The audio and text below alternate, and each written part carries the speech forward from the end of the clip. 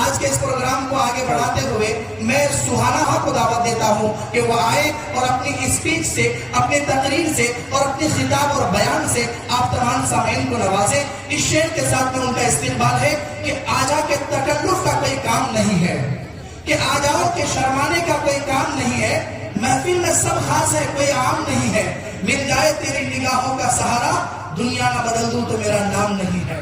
نحمده ونصلي على رسول الكريم اما بعد فاعوذ بالله من الشیطان الرجیم بسم اللہ الرحمن الرحیم۔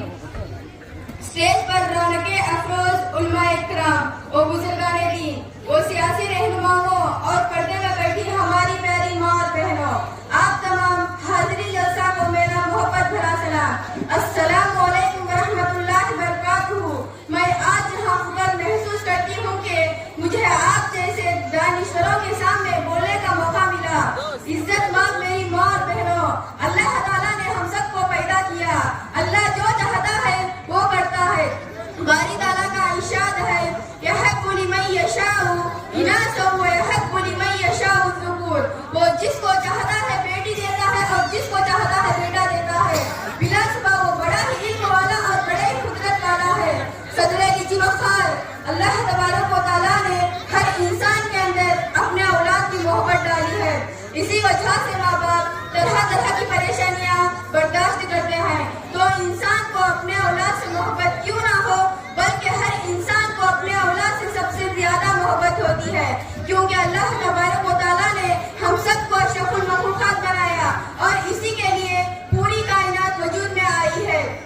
اللہ تعالیٰ نے اولاد کی تعلیم و تربیت اور اس کی پرورش پر بڑے ہی اجر و ثواب کا وعدہ رکھا ہے۔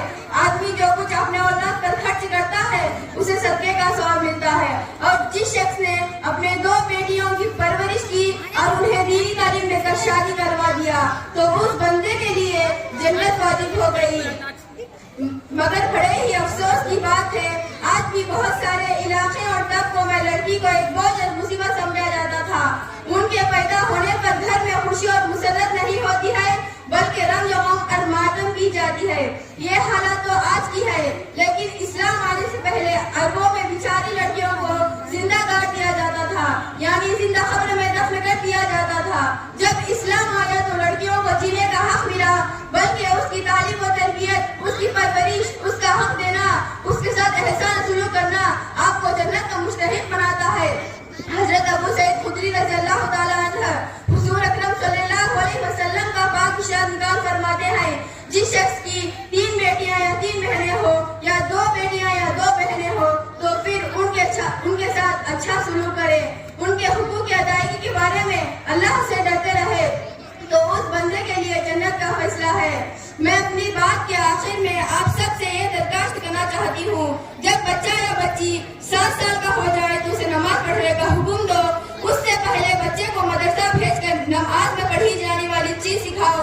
ابو داؤد شریف کی حدیث ہے مروا اولادکم بالصلاۃ وهم ابناء السبع واضربوهم علیہا وهم ابناء 20 وفرقوا بینہم فی المزاج۔ جب بچہ 7 سال کا ہو جائے اسے نماز پڑھنے کا حکم دو، اور بچہ 10 سال کا ہو جائے اور نماز نہ پڑھے تو تنبیہ کرے۔ تنبیہ اللہ تبارک و تعالی ہم سب کو عمل کی توفیق عطا فرمائے، آمین۔ انشاءاللہ، سبحان اللہ۔